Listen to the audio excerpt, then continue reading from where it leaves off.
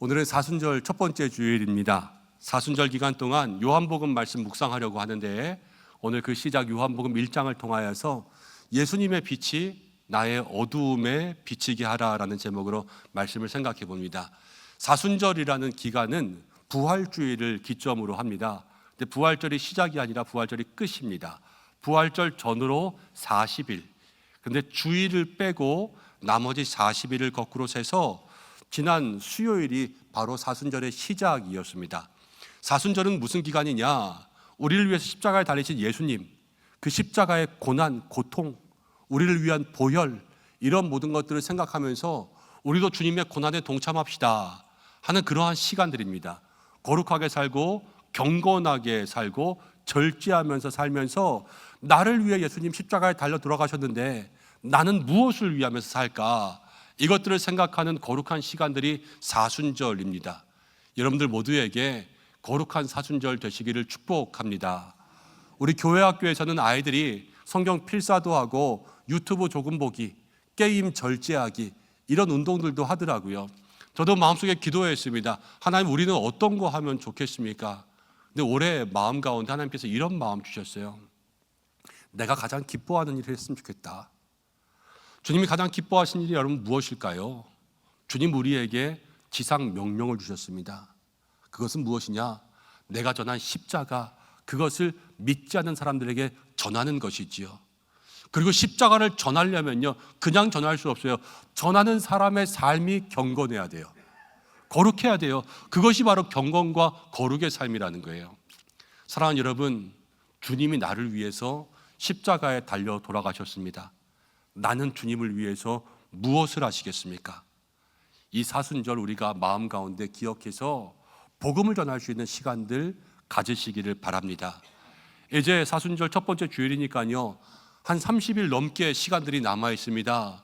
사순절 기간 동안 복음을 전하기 충분한 시간입니다.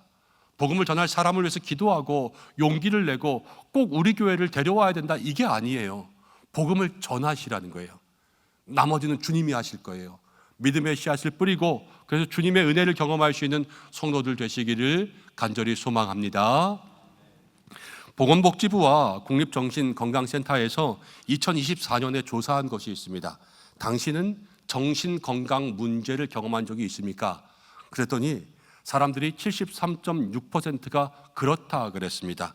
스트레스, 우울증, 중독, 불안, 대인기피, 공황장애, 또 자살 충동, 이런 모든 것들을 한 번이라도 경험한 사람을 합치면 10명 중에 7명이 넘는다는 거예요.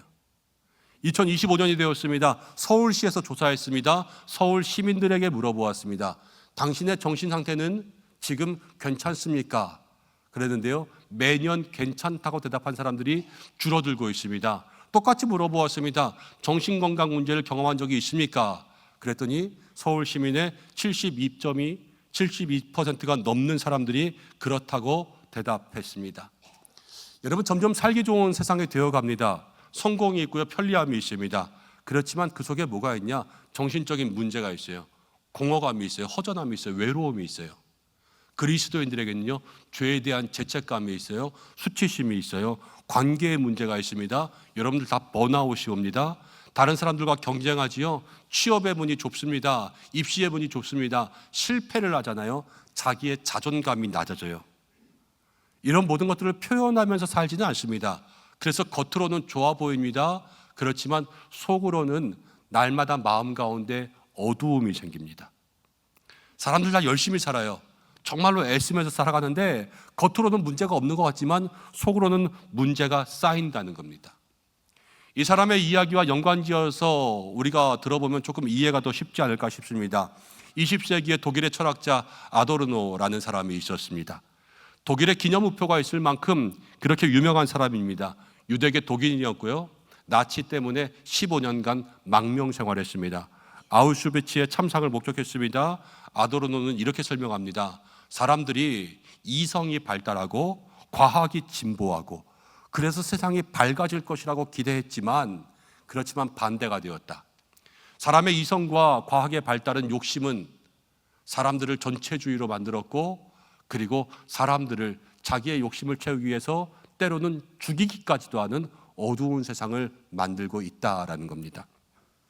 대중문화도 발달하고 있지요. 그렇지만 아도르노는 문화를 산업이라고 보았습니다. 산업은요, 돈을 버는 거예요. 문화가 우리에게 위로를 주는 것이 아니라 위로를 주는 것 같지만 돈을 벌어가고 우리에게서 공허감을 준다는 겁니다. 여러분, 얼마 전에 유행했던 드라마 있죠? 폭삭 속았수다. 많은 분들이 보셨을 거예요. 보면서요, 아름다운 사랑이라고 양관식을 보면서 어쩜 저런 사람이 있을 수 있냐고 보면서 눈물 많이 흘렸을 겁니다. 그렇지만 그러고 나서 내 남편을 보는 거예요. 아, 왜 이럴까? 이 사람은 뭐가 문제일까? 이러면서 마음 가운데 허탈감이 오죠. 그 모든 드라마들은요, 가상이고 그냥 만들어낸 거예요. 현실과는 괴리가 있죠. 그런데 그 현실 이후에는 더 깊은 공허가 생긴다는 겁니다. 결국은 이런 거예요. 문명은 발달하고 있는데 사람들은 왜 더 착해지지 않을까? 인간은 빛을 만들어내고 있는데 왜 그 빛이 더 밝아지지 않을까라는 겁니다. 아도르노의 비판은 정확합니다. 그렇지만 한계가 있습니다. 그건 뭐냐면 해답이 없다는 거예요. 어떻게 해야 될까? 답이 없어요. 여러분, 우리도 그렇습니다. 우리도 마찬가지인 것 같아요. 세상이 좋아지고 있습니다. 요즘 너무 좋아졌어요. 자동차가요, 손도 안 대도 운전을 합니다. 로봇은 이제 뛰어다닙니다. 여러분, 아무리 경제가 어렵고 먹고 살기 힘들다고 해도 두바이 쫀드 쿠키인가? 요만한 거 하나에 7,000원, 8,000원씩 하더라고요. 그걸 줄 서서 사 먹더라고요, 사람들이. 요즘에 그런 세상이 되었습니다. 해외에 있는 사람들 옛날에는요, 보기 어려웠어요. 그렇지만 요즘에는 영상통화합니다. 관계가 더 가까워지는 것 같아요. 그렇지만 가만히 생각해 보세요. 사람들은 외로워집니다. 마음에 불안이 있습니다. 분노가 깊어집니다. 마음에 병들이 생기는 거예요. 이상하죠? 이런 것들을 어떻게 해야 될까라는 겁니다. 한마디로 생각해 봅니다. 우리 다 열심히 살아요. 그렇지만 왜 이렇게 우리의 삶을 힘들까라는 겁니다. 문제는 진단하기 쉬워요. 그렇지만 똑같이 우리도요, 답을 찾기가 어렵습니다. 근데 오늘 말씀은 그런 거예요. 이런 문제에 해답을 주시는 거예요. 세상이 해결해 주지 못하는 어려움이 있습니다. 과학이 가져다 주지 못하는 마음의 평안이 있습니다. 아무리 공부해도 사람은 착해지지 않습니다. 힘을 다해서 살아가지만 자꾸만 죄짓습니다. 이러한 삶 어떻게 할까요? 답이 없잖아요. 그렇지만 오늘 말씀은 우리에게 그 인생의 답을 찾게 해주세요. 오늘 이 말씀 통하여서 여러분들의 인생 가운데 그 문제의 답을 얻고 그래서 주님을 더욱더 간절하게 바라볼 수 있는 믿음의 시간들이 되시기를 소망합니다. 1절부터 시작합니다. 1절을 제가 봅니다. 태초에 말씀이 계시니라. 이 말씀이 하나님과 함께 계셨으니 이 말씀은 곧 하나님이시다. 태초, 요한복음의 창세기가 시작되는 거예요. 요한복음의 시작은요, 성육신입니다. 성육신이라는 것은 하나님께서 이 땅 가운데 오시는 거죠. 바로 인간의 몸을 입고 누가 오시냐? 예수님이 오시는 겁니다. 태초에 말씀이 있었습니다. 이 말씀을 로고스라고 합니다. 말씀이 곧 하나님이셨는데 말씀이 이 땅 가운데 육신을 입고 오시는 성육신의 모습들이 바로 요한복음의 시작입니다. 창세기가 태초에 천지를 창조하신 것이라면 요한복음은 창세기보다 더 전이에요. 태초에 하나님이 계시던 때로부터의 이야기가 시작됩니다. 예수님이 오시는 거예요. 예수님은 어디에서 오셨냐? 하늘에서부터 오시는 거죠. 우리와 기원이 달라요. 여러분 다 고향이 있죠? 고향이 어디세요? 그러면 서울입니다. 남양주입니다. 어디입니다. 그럴 겁니다. 근데 예수님에게 물어보는 거예요. 예수님 고향이 어디세요? 그럼 나 하늘나라야. 예수님이 이렇게 말씀하실 거예요. 이것은 무엇이냐? 우리랑 완전 달라요. 태생이 다르고요. 본질이 달라요. 예수님은 인간의 몸을 입고 오셨지만 바로 신 하나님이시라는 겁니다. 그럼 왜 하나님이 이 땅 가운데 오셨는가? 여러분, 하나님이 세상을 창조하셨어요. 사람을 만드셨습니다. 근데 사람이 죄에 빠졌어요. 죄의 끝은요, 사망이고 지옥입니다. 하나님이 사람을 사랑하시는 거예요. 벌을 줄 수 없고요, 지옥에 보낼 수가 없는 거예요. 그럼 어떻게 하냐? 하나님은 이 벌을 내리셔야 되는데 공의로우신데 이 문제를 해결하기 위해서 자기 아들을 보내시는 겁니다. 그래서 자기 아들을 우리와 똑같이 육신을 입고 오게 하셨어요. 그리고 우리의 모든 죄와 벌을 바로 아들에게 다 담당하게 하시는 겁니다. 그리고 그 죄를 지고 십자가에 달려 돌아가시고 우리는 그로 인해서 용서를 받았습니다. 이게 하나님의 사랑이라는 거예요. 여러분들이 하나님의 사랑이 얼마나 큰가, 얼마나 놀라운가 생각해 보시길 바랍니다. 하나님이 사람을 만드셨어요. 첫사람 아담부터 죄를 지었습니다. 계속 죄를 짓습니다. 노아 시대까지 죄를 짓습니다. 죄가 풍성해졌습니다. 하나님이 심판했어요. 안 되겠다, 다시 시작하자. 노아로부터 다시 시작했지만 또 죄를 짓습니다. 바벨탑을 쌓습니다. 그래서 교만해졌습니다. 이젠 하나님이 흩어버리셨습니다. 안 되겠다. 흩은 민족 가운데서 한 민족을 택하십니다. 아브라함을 택하셨습니다.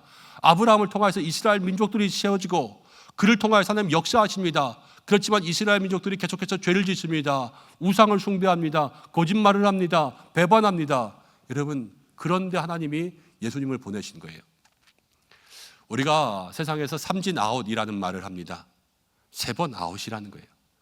한 번 용서해 줄 수 있어요. 2번 말할 수 있어요. 그렇지만 3번, 4번 똑같은 죄를 계속 반복합니다. 그럼 세상은 어떻게 하냐면요, 가중처벌을 해요. 그렇지만 하나님은 우리에게 그러지 않으셨다는 거예요. 가중처벌을 하는 것이 아니라 하나님은 오히려 용서하셨어요. 우리가 그렇지 않습니까? 매번 똑같은 거짓말을 합니다. 매번 똑같은 잘못을 합니다. 매번 똑같은 죄를 짓습니다. 그렇지만 주님은 가중처벌하지 않으세요. 우리를 위해서 한 번 더 용서하시고 우리를 위해서 예수님 그 아들을 보내주셔서 우리의 모든 죄를 사하신다는 것입니다. 이게 하나님의 사랑하심이에요. 여러분, 사순절 기간 동안 예수님의 성육신을 묵상하면 내가 얼마나 사랑받는지를 알게 되면 그게 위로가 되고 힘이 되는 거예요. 그게 인생을 변화시키는 거예요. 19세기 후반에 인도의 북동부의 아삼 지역, 지금은 메갈리아 주라고 합니다. 근데 거기에 한 침례교 선교사가 선교를 갔습니다. 한 부족, 야만족이었습니다. 그 중에 한 사람을 전도했습니다. 예수님을 믿게 했습니다. 녹생이라는 사람이었습니다. 이 사람이 예수님의 사랑을 마음 가운데 깨달았어요. 예수님이 나를 이렇게 사랑하시는구나. 나를 위해서 어떻게 죽을 수가 있지? 이 사랑을 내가 무엇으로 갚을까 생각했습니다. 그리고 온 가족이 예수님을 믿었습니다. 사람들을 전도하기 시작합니다. 누가 화가 났냐? 그 부족의 추장이 화가 났습니다. 녹생 가족을 불렀습니다. 그래서 예수님 믿지 마, 기독교를 포기해 그랬어요. 녹생이 그렇게 이야기합니다. 예수님이 날 위해서 죽으셨는데, 내가 그 사랑 받았는데 내가 어떻게 주님을 포기하겠습니까? 포기할 수 없습니다. 그때 추장이 녹생의 2 아들을 화살로 쏘았습니다. 아들이 죽었습니다. 이래도 포기 안 할 거냐? 내 아들은 천국 갔습니다. 포기할 수 없습니다. 얘기했습니다. 아내를 화살로 쏘았습니다. 이래도 포기 안 할 거냐? 녹생은 포기하지 않았습니다. 그리고 마지막에 마지막 기회다. 네가 기독교를 포기하면 목숨만을 살려주겠다. 그렇지만 녹생은 포기하지 않고 마지막 추장의 화살에 죽고 말았습니다. 추장이요, 나중에 생각합니다. 왜 이 사람들이 목숨을 버렸을까? 그냥 부인하기만 하면 살 텐데 왜 그랬을까? 이것들을 생각하니까 추장의 마음 가운데 변화가 일어났습니다. 이들은 죽었지만 그들의 믿음은 진짜고 하나님이 진짜인 것 같다. 그래서 하나님을 믿기 시작했습니다. 온 부족이 예수님을 믿었습니다. 아삼 지역에는 민요가 있다고 합니다. 그 민요의 멜로디가 있습니다. 그 멜로디에 녹생의 마지막 고백을 노래로 붙였습니다. 그 노래가 지금 우리에게도 전해집니다. 이런 노래입니다. 주님 뜻대로 살기로 했네. 주님 뜻대로 살기로 했네. 주님 뜻대로 살기로 했네. 뒤돌아서지 않겠네. 주님의 사랑을 경험한 녹생, 그 가족들, 주님 앞에서 뒤돌아서지 않았습니다. 주님 뜻대로 살았습니다. 이게 주님의 사랑을 경험한 사람이 가지는 믿음의 힘이라는 거예요. 사랑하는 여러분, 올해 주님을 경험하시길 바랍니다. 묵상하시길 바랍니다. 그래서 힘과 위로를 얻는 여러분들 되시기를 축복합니다. 그런데 1절 말씀 보니까 이런 말씀이 있습니다. 말씀이 곧 하나님이라 그랬어요. 말씀이 곧 자기 자신이라는 거예요. 여러분, 이것이 예수님을 따라가는 우리들에게 필요한 겁니다. 무엇이냐? 말이 곧 내가 되어야 된다는 거예요. 우리는 말 따로 행동 따로 할 때가 많습니다. 그래서 앞에서는 사랑합니다 그래놓고요, 뒤에 가서는 저 사람이랑 놀지 마 그러는 거예요. 그래서 상처를 줍니다. 이걸 제일 잘하는 사람들이 누구냐? 예전에는 정치하는 사람들이었어요.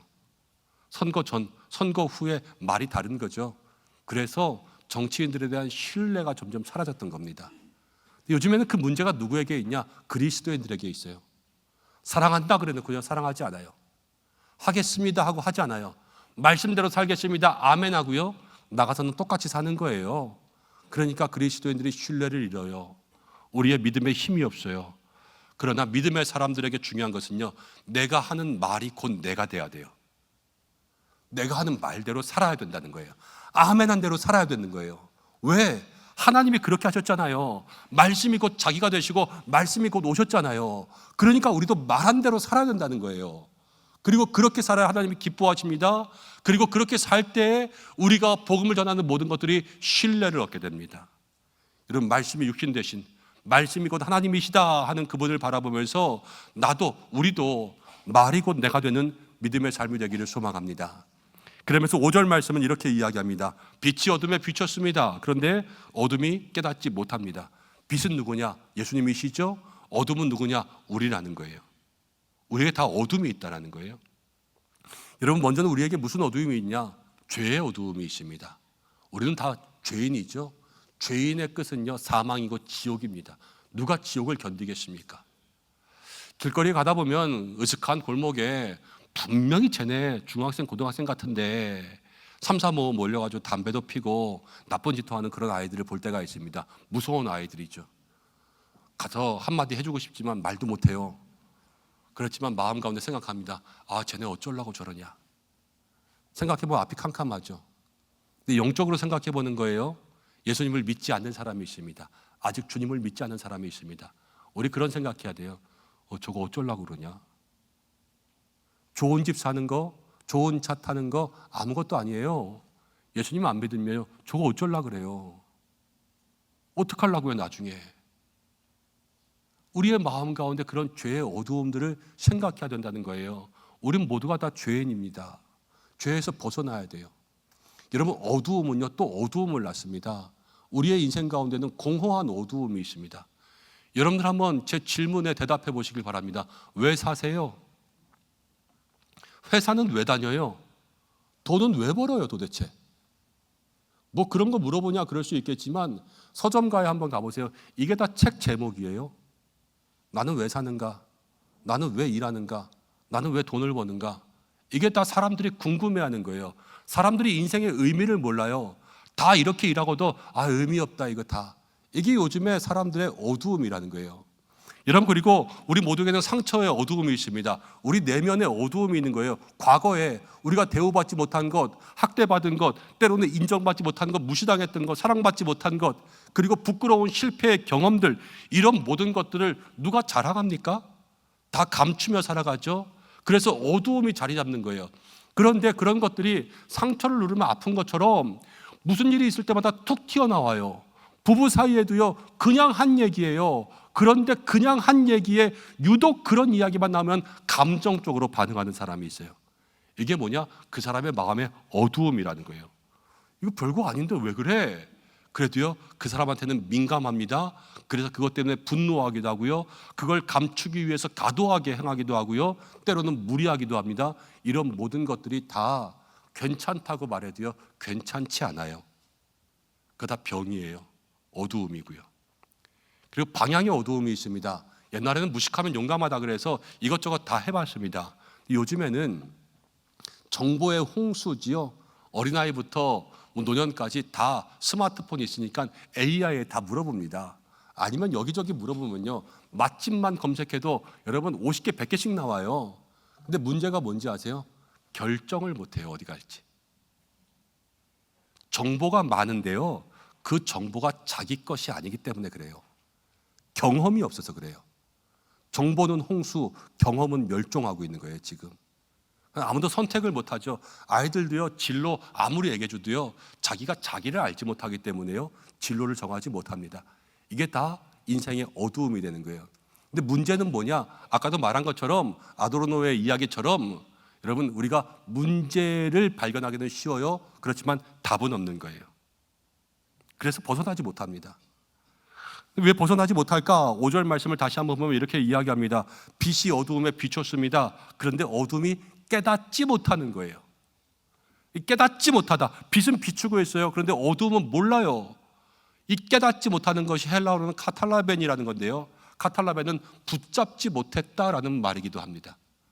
그럼 어두움이 있어요. 그런데 빛이 비쳐요. 어두움의 잘못이 뭐냐면요, 빛이 오는데도 그걸 못 잡는다는 거예요. 그게 우리 인생의 문제예요. 여러분, 빛이신 예수님 우리 가운데 와 계십니다. 함께 하십니다. 우리와 동행하십니다. 잡기만 하면 되는데, 그렇지만 우리는 어두움을 묵상하니까요, 어두움에 몰두하니까요, 인생의 어두움에서 나가지를 못하는 거예요. 내 문제만 생각하면, 야, 문제 많다. 문제만 생각하면, 야, 진짜 사는 게 왜 이렇게 힘드냐, 죽겠다, 이러는 게 사람이라는 거예요. 그렇지만 빛 대신 예수님을 붙잡으면 오늘 말씀은요, 우리의 인생에 어두움이 물러간다 말씀하시는 겁니다. 여러분 생각해 보십시오. 두 사람이 있습니다. 예수님을 만나지 못한 사람이 있어요. 예수님을 만난 사람이 있어요. 두 사람이 똑같이 고생합니다. 그런데 예수님을 못 만난 사람은요, 예수님 못 만났으니까 고생하니까 죽겠다 그래요. 예수님 만난 사람은요, 고생을 하니까요, 거기에서 간증이 생겨요. 이게 예수님을 붙잡은 사람과 붙잡지 않은 사람의 차이라는 거예요. 여러분, 예수님을 붙잡는 사람들 되시기를 바랍니다. 너 어떻게 예수님을 붙잡아야 되냐? 오늘 14절 말씀 가운데 보면 이런 말씀이 있습니다. 말씀이 육신이 되어서 우리 가운데 오셨습니다. 거하십니다. 함께 하십니다. 이 말씀 얼마나 가슴 뛰는 말씀인지 몰라요. 예수님이 오셨대요. 함께 하신대요. 지금도 우리와 우리의 가정과 우리 교회와 함께 계신다는 거예요. 보이지 않지만 여기 계신다는 거예요. 얼마나 기쁘고 얼마나 좋습니까? 근데 문제가 뭐냐면요, 여러분들이 오신 예수님을 손님 대접한다는 거예요. 오시니까 환영해요. 오시니까 좋아요. 오시니까 막 맞이합니다. 대충 우리의 문제가 끝나면 가시라 그러는 거예요. 나도 좀 쉬겠다고 가시라고. 여러분, 예배도 그래요. 주님 만나러 옵니다. 잘 만납니다. 갈 때는요, 안녕히 계시라 그러는 거예요. 주님 안녕히 계시라고, 다음에 또 오겠다고. 그러니까 은혜가 있어도 세상 가운데 나가면 고생하는 거예요. 이런 붙잡는다라는 것은 그냥 이렇게 붙잡는 게 아니에요. 예수님이 24시간 내 인생의 주인이 되시는 거예요. 그게 바로 인생의 어둠이 물러가고 빛이 오는 것입니다. 이것을 12절 말씀 가운데 보니까 이렇게 얘기해요. 영접이라고. 영접은 진짜 주인이라는 거예요. 내 인생에 문제가 있습니다. 인생에 어두움이 있습니다. 그늘이 있습니다. 공허가 있습니다. 상처가 있습니다. 여러분 생각해 보세요. 다들 집의 주거 형태가 조금 달라요. 누구는 자가로 사시는 분들도 있고, 누구는 전세 월세 사시는 분들도 있을 거예요. 제가 묻습니다. 여러분, 내가 집을 샀어요. 집에 고장이 났어요. 누가 고쳐야 돼요? 내가 고쳐야 되죠. 근데 전세예요. 이 집은 내 게 아니에요. 그럼 고장 났어요. 누가 고쳐줘야 돼요? 주인이 고치는 거죠. 우리 인생이 그래요. 내가 주인 되면 여러분들의 문제를 여러분들이 해결하셔야 돼요. 그렇지만 예수님을 붙잡으면요, 예수님이 주인 되면요, 예수님이 그 문제를 해결해 주시는 거예요. 그런 인생을 살아야 된다는 거예요.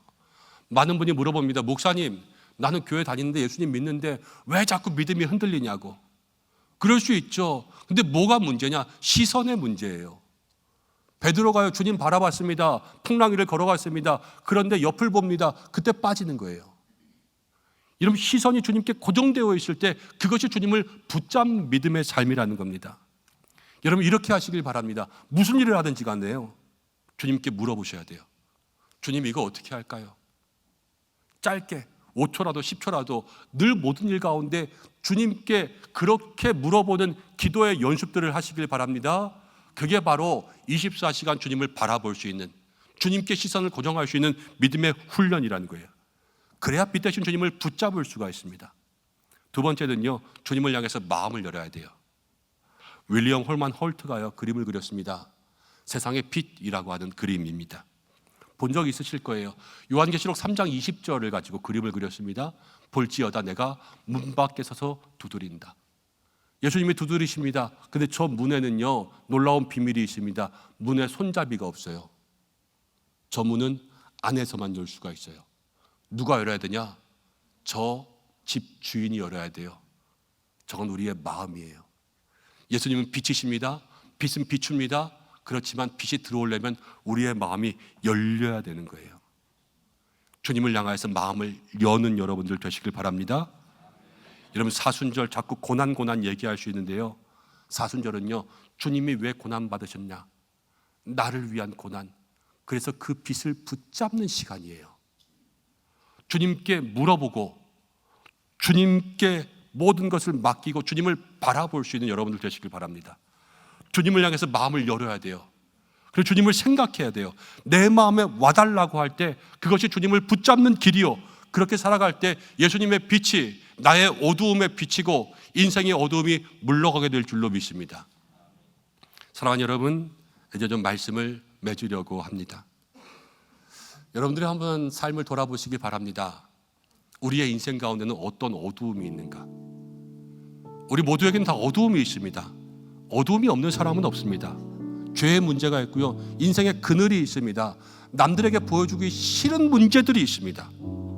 그런데 중요한 것은 그 문제를 내가 깨끗하게 해결하지 못한다는 거예요. 오늘 말씀은 그런 것입니다. 예수님의 빛이 나의 인생의 어두운 곳을 비추면 예수님의 빛이 우리의 어두움을 환하게 밝히고 어두움이 물러가게 될 줄로 믿습니다. 근데 문제가 여전히 있어요.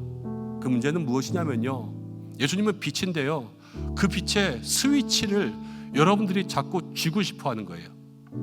내가 키면 예수님 오셔야 되고 내가 끄면 예수님 가시고 내 마음대로 살고 싶은 거예요.